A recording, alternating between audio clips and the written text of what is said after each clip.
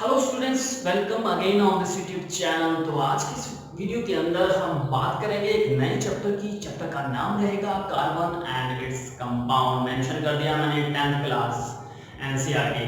Okay, अब देखिए, ये जो चैप्टर मैं आपको बताने की कोशिश कर रहा हूँ, ये चैप्टर आप कह सकते हैं केमिस्ट्री का बेस है, फाउंडेशन है, फंडामेंटल है।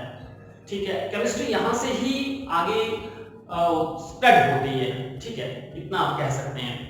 और एग्जामिनेशन पॉइंट ऑफ व्यू से भी ये जो चैप्टर है बहुत बहुत इंपॉर्टेंट है और बहुत लेंथी चैप्टर है। तो मैं इस लेंथी चैप्टर को एक वीडियो के अंदर तो नहीं कंसिडर कर सकता, तो छोटे छोटे इसके पार्ट जो है मैं लगातार ऐड करने की कोशिश करूंगा। After then I will generate a playlist, you can search on my channel about that videos, concern videos. Okay, तो देखिए, हम सबसे पहले बात करते हैं कि कार्बन की इंपॉर्टेंस क्या है। इसके एक जनरल इंट्रोडक्शन की मैं बात करना यहाँ चाह रहा हूँ। अब इसके अलावा मैंने यहाँ कुछ पार्ट जो है कार्बन के बारे में, इंपॉर्टेंट टर्म्स के बारे में यहाँ मेंशन कर दिया है। I will explain later on. Firstly हम कंसिडर करते हैं इसके इंट्रोडक्शन वाले पार्ट को कि क्या इंपॉर्टेंस है, कहाँ कहाँ ये यूज होता है। तो देखिए, जनरली कार्बन एक नॉन मेटल है। सभी बच्चों को याद रखना पड़ेगा कि कार्बन क्या है, नॉन मेटल एलिमेंट है and it is represented by symbol C. मैंने मेंशन किया है सिंबल सी।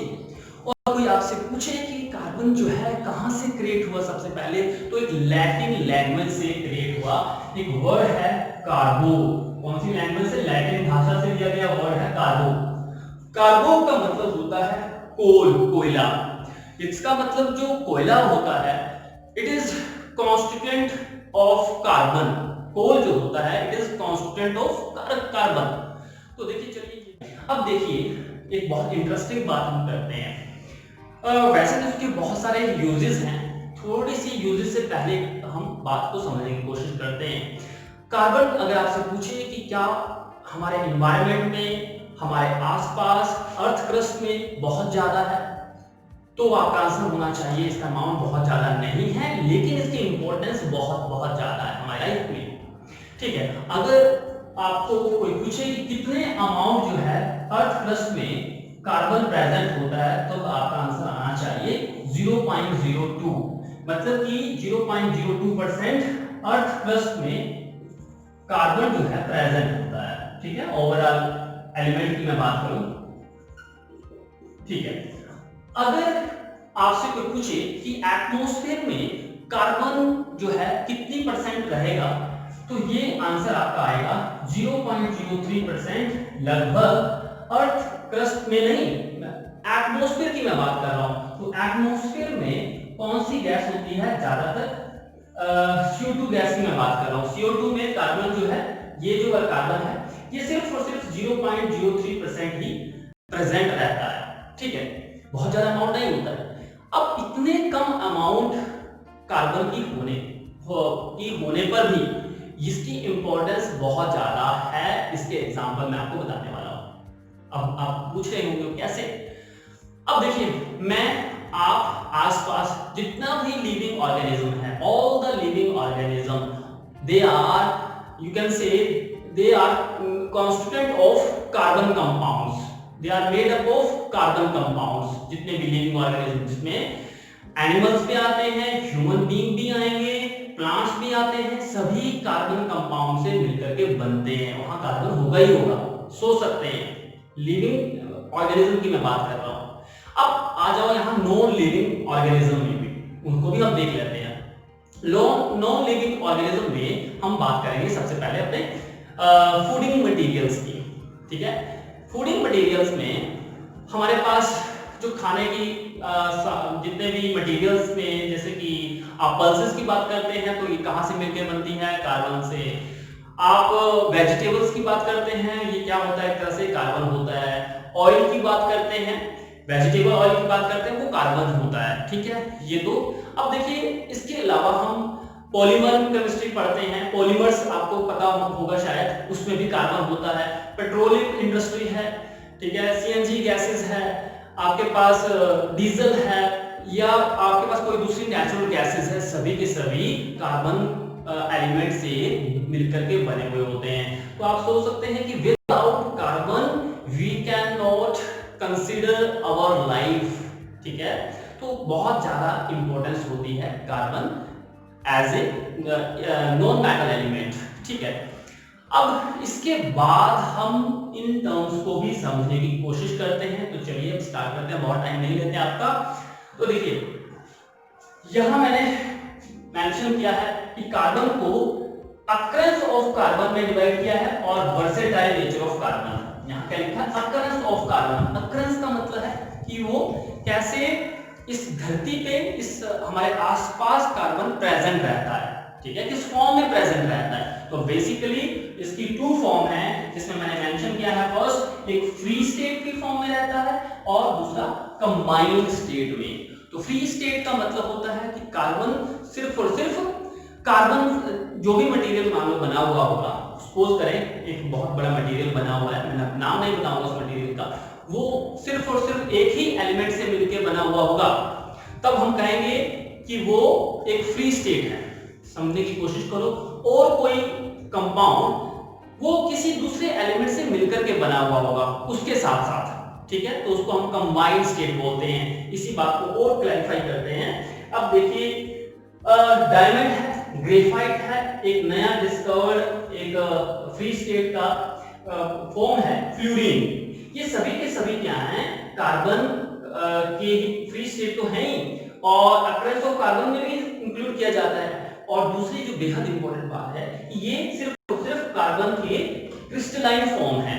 फ्री स्टेट में कार्बन की क्रिस्टलाइन फॉर्म है। अब इस और बाकी इसके बाद हम इन टर्म्स को और इलैबोरेट करेंगे, फिलहाल आप इतना ही समझने की कोशिश करें।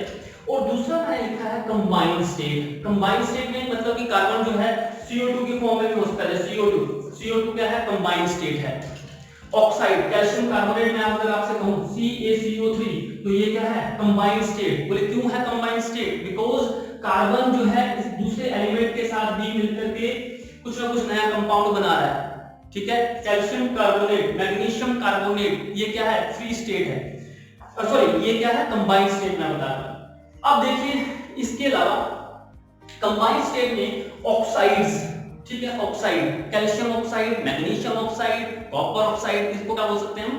ठीक है, ऑक्साइड बोलते हैं। लेकिन यहां हम बात करेंगे कार्बन के ऑक्साइड की। तो देखिए कार्बन के ऑक्साइड में अगर आपसे पूछा जाए तो CO2 है carbon oxide, carbon monoxide CO, carbon monoxide क्या है? CO क्या हुआ? कार्बन का ऑक्साइड, ठीक है। तो इस फॉर्म में भी क्या होती है? कार्बन प्रेजेंट होती है। That means it is found in combined state. Metal carbonate, metal carbonate का एग्जांपल मैंने दे दिया। कैल्शियम कार्बोनेट, मैग्नीशियम कार्बोनेट, ये क्या है? कंबाइंड स्टेट है कार्बन की, ठीक है। मेटल कार्बोनेट, फॉसिल फ्यूल्स, जितने भी जीवाश्म ईंधन होते हैं, हिंदी में बोलते हैं जीवाश्म ईंधन, ठीक है। नेचुरल गैसेस हैं, दूसरे कोई प्रोडक्ट हैं, ठीक है, जिससे हम एनर्जी मिलती है हमें। वुड है, इवन वुड है ना, उसको वो भी क्या होता है? कार्बन से मिलकर बना हुआ होता है। लकड़ी का जो पीस है सपोज करिए कार्बन से मिलकर बना हुआ होता है। या और दूसरे भी कोई आपको याद आ रहे हो, CNG गैस है, वो फॉसिल फ्यूल है, वो कार्बन से बने हुए होते हैं, वो कंबाइंड स्टेट है। ऑर्गेनिक कंपाउंड, ऑर्गेनिक कंपाउंड का मतलब है कि लिविंग ऑर्गेनिज्म, हम और आप हैं, ये सभी कार्बन के एक तरह से डिफरेंट क्या हो सकती है? स्टेट हो सकती हैं। कंबाइंड स्टेट की हम बात कर रहे हैं। और दूसरा है versatile nature of carbon.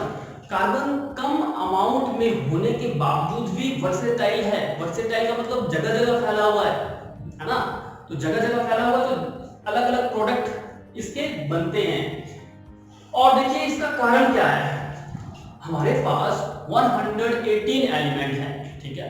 118 element में से कार्बन आसपास देखा जाए तो कार्बन ही कार्बन है भाई। इसमें इसका मतलब है कार्बन के अंदर ऐसी क्या खासियत है कि इतने सारे कंपाउंड बनाता है।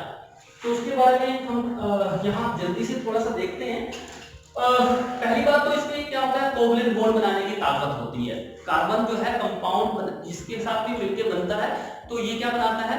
कोवलेंट कंपाउंड ज्यादातर बनाता है, कोवलेंट कंपाउंड। तो इसकी प्रॉपर्टी ये है। दूसरी प्रॉपर्टी है कैटिनेशन।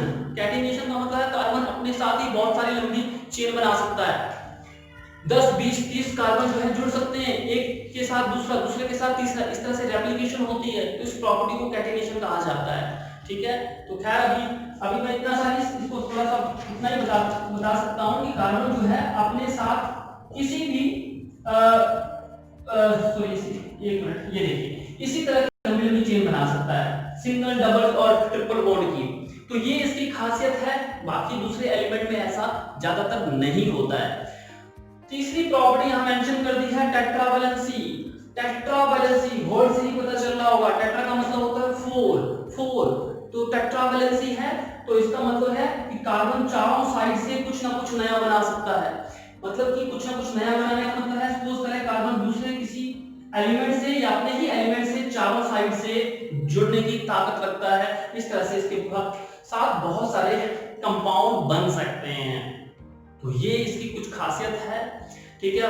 आफ्टर देन हम इसके थोड़े से डीप जो पॉइंट्स होंगे उनको भी स्टडी करेंगे, ठीक है। मैंने इसका ओवरव्यू आपको बता दिया है और इसके बाद हम 1 to 1 इन टॉपिक्स को लेंगे और उनके बारे में थोड़ा डिफाइन करेंगे और चाहे तो आप उनके नोट्स भी साथ के साथ बना सकते हैं।